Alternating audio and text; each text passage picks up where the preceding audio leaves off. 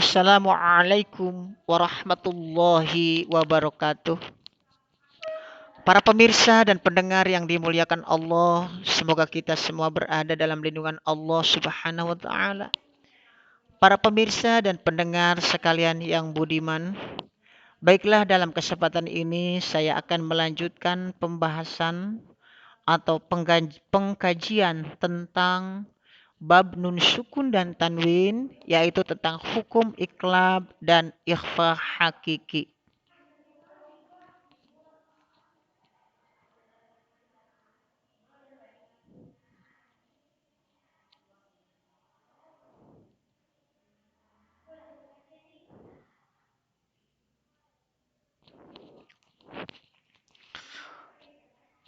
Iklab menurut bahasa adalah berasal dari kata bahasa Arab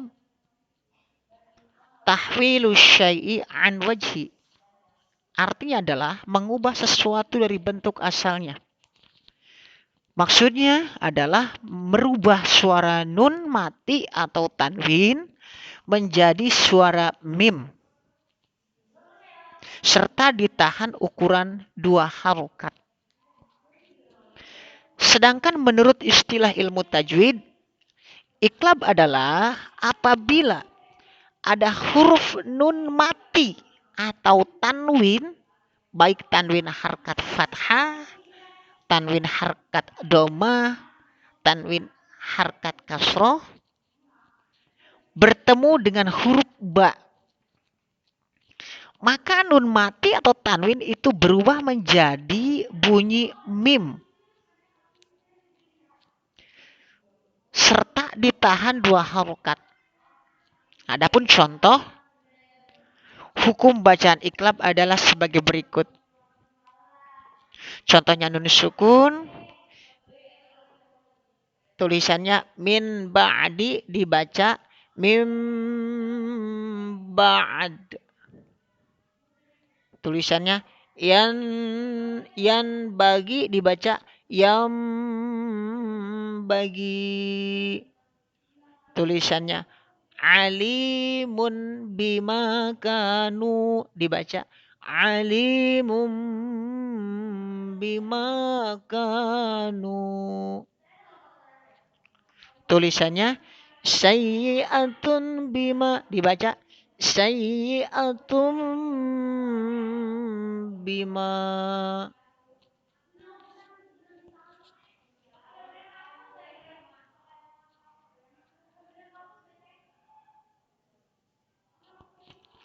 Sekarang masuk ke pembahasan ikhfa. Ikhfa menurut bahasa itu berasal dari kata bahasa Arab as-satru. Apa itu as-satru? As-satru artinya samar-samar atau tertutup. Samar-samar atau tertutup. Itu menurut bahasa. Sedangkan menurut istilah, ikhfa adalah mengucapkan huruf dengan sifat antara izhar dan idgham tanpa tasydid dan dengan menjaga gunnah pada huruf yang diikhfakan. Hukum bacaan ikhfa. Hukum bacaan ikhfa apabila nun sukun atau tanwin menghadapi salah satu dari huruf ikhfa yang berjumlah 15, maka hukum bacaannya ikhfa hakiki. Membacanya wajib disamarkan suara nun sukun atau suara tanwin. Nah, adapun huruf ikhfa adalah yang pertama huruf shad, yang kedua huruf za, yang ketiga huruf tha, yang keempat huruf kaf, yang kelima huruf jim, yang keenam huruf shin, yang ketujuh huruf qaf, yang kedelapan huruf sin, yang kesembilan huruf dal, yang ke-10 huruf to, yang ke-11 huruf zai, yang ke-12 huruf fa, yang ke-13 huruf ta, yang ke-14 huruf bod, yang ke-15 huruf zo. Sebagaimana bait nazam di bawah ini. Shif za sana kam jada syakhsun qad sama dum tayyiban zid fi tuqa zalima.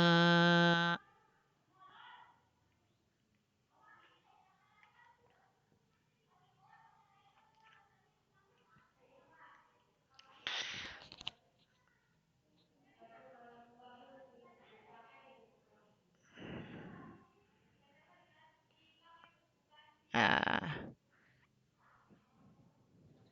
nah, sekarang kita masuk ke pembagian ikhfa hakiki. Ikhfa hakiki ini terbagi ke dalam 3 macam. Ya, yang pertama adalah ikhfa ab'ad, yang kedua adalah ikhfa aqrab, yang ketiga ikhfa ausat. Yang pertama adalah ikhfa ab'ad. Ikhfa artinya adalah samar-samar. Ab'ad artinya adalah paling jauh. Ya, berasal dari kata bahasa Arab. Kata ba'uda yang artinya paling jauh. Nah, ikhfa ab'ad ini terjadi apabila nun sukun atau tanwin menghadapi salah satu dari 2 huruf, yaitu huruf qaf dan kaf. Dinamakan ikhfa ab'ad karena nun sukun atau tanwin menghadapi huruf yang jarak makhrajnya paling jauh dengan makhraj nun. Karena huruf qaf dan kaf itu berasal dari aqsal lisan. Apa itu aqsal lisan?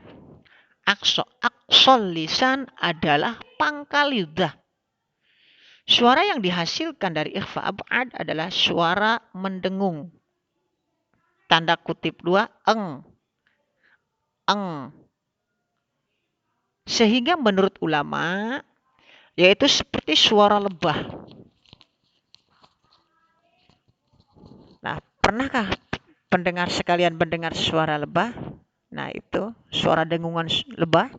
Nah, itu suara ab'ad. Ya, suara eng. Ikhfa ab'ad. Yang kedua adalah akrob. Akrob berasal dari bahasa Arab yang artinya adalah paling dekat. Berasal dari kata koruba. Ikhfa akrob ini terjadi apabila nun sukun atau tanwin menghadapi huruf yang jarak makhrajnya paling dekat dengan makhraj nun.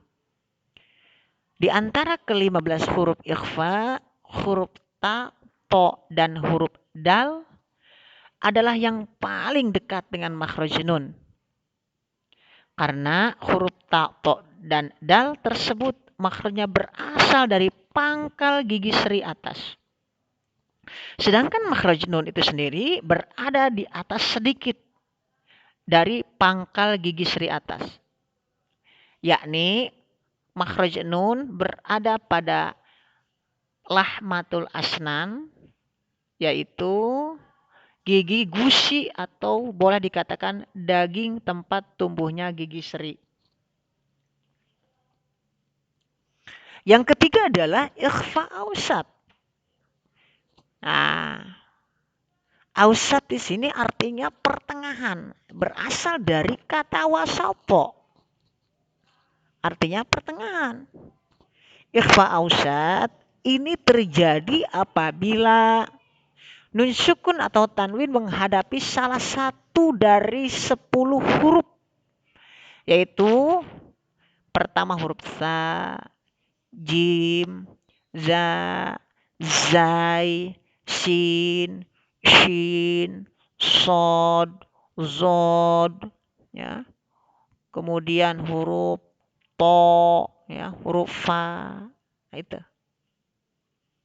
itu yang disebut dengan huruf-huruf ikhfa ausat.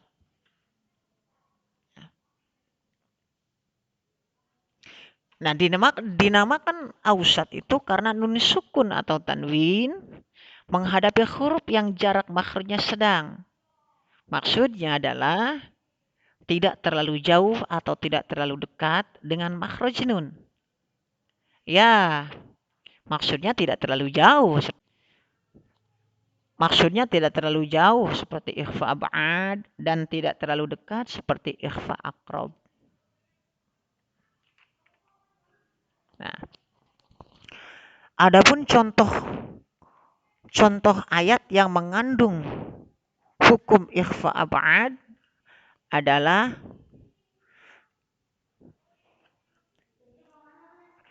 min qablik dibaca min qablik ang qadha liman kana fadlan kabira. Nah, itu contoh daripada ayat yang mengandung hukum ikhfa ab'ad. Karena nun sukun menghadapi qaf, ya. Nun sukun menghadapi huruf kaf.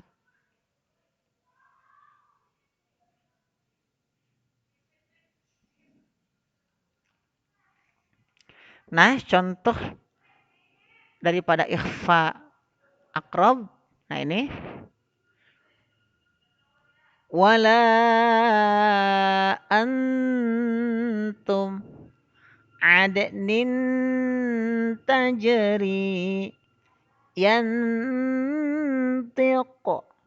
sa'idan tayyiba andada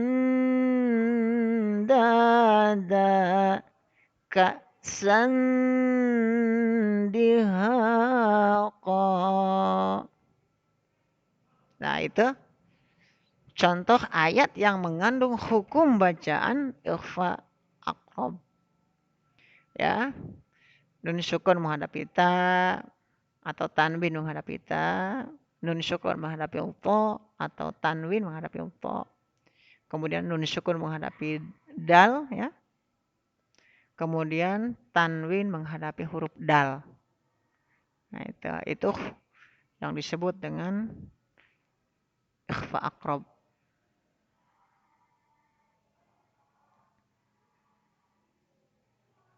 Nah, ini contoh-contoh ikhfa ausat.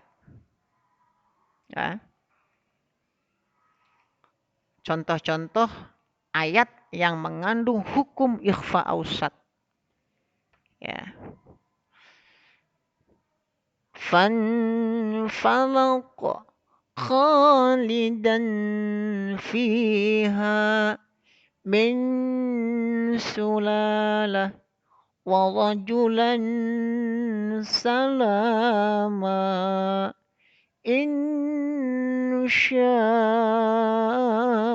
الله إنه غفور شكور أن صدوكم ريحا صرصرا ومن ضل وكلا ضربنا ولا تنسى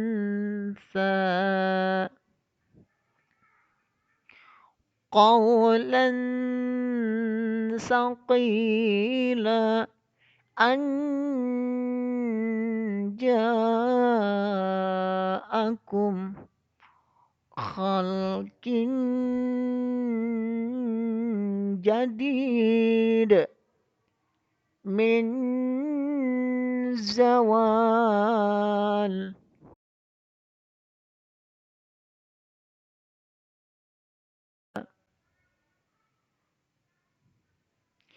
وأنذرهم ذل ذي ثلاث من ظهير ذلا ظليلا.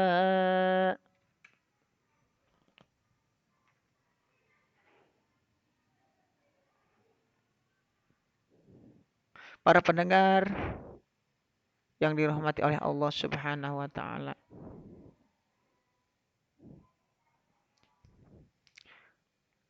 Perhatikan skema huruf hijaiyah berikut ini.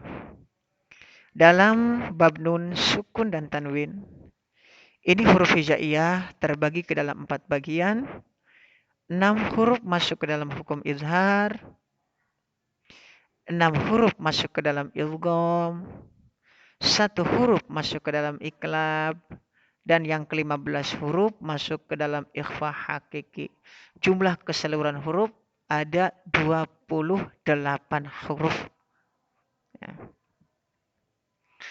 Adapun untuk pembahasan idgham dan idgham, pembahasan idhar dan idgham maksudnya, alhamdulillah sudah kita bahas pada pembahasan bagian yang pertama.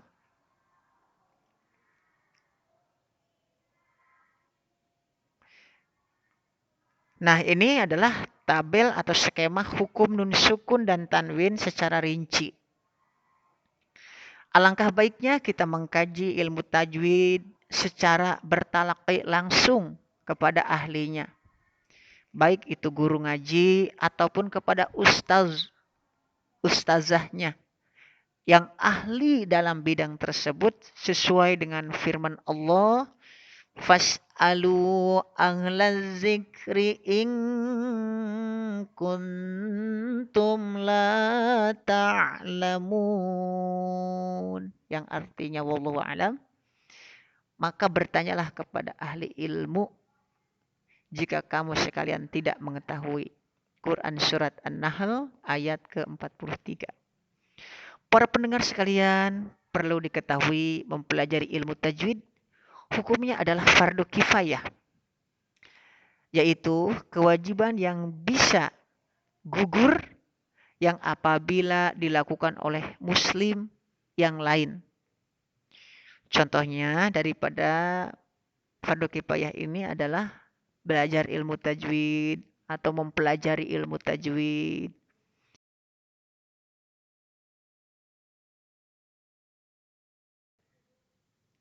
Sedangkan menerapkan ilmu tajwid di dalam membaca Al-Quran, hukumnya adalah fardu ain.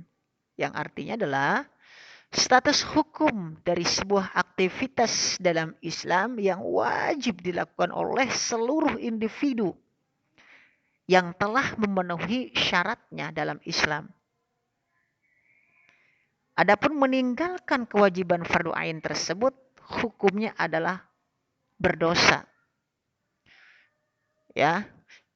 Contohnya, menerapkan ilmu tajwid ketika membaca Al-Quran, ya, itu adalah fardu ain.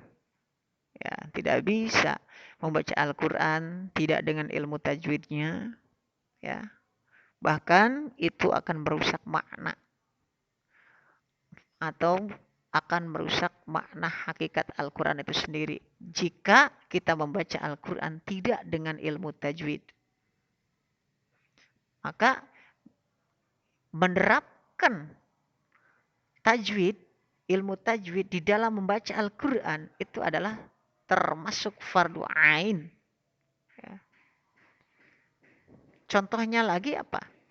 Yaitu sholat 5 waktu, ya, puasa, kemudian zakat fitrah, ya, itu juga termasuk fardu ain, yang kategori fardu ain dan lain-lain.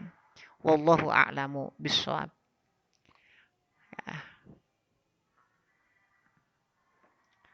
Demikian pembahasan kali ini. Semoga ada manfaatnya buat kita. Amin ya Allah ya Rabbal Alamin. Dan sebelum saya tutup, kami sarankan kepada pemirsa semua yang budiman untuk saksikan juga video pada bagian ketiga tentang hukum mim bersukun. Dan jangan lupa like, subscribe, dan komennya. Sekian, buah tomat, buah cambedak, tamat dak. Akhirul kalam. Wallahu muafiq ila aqwamit thoriq. Wassalamualaikum warahmatullahi wabarakatuh.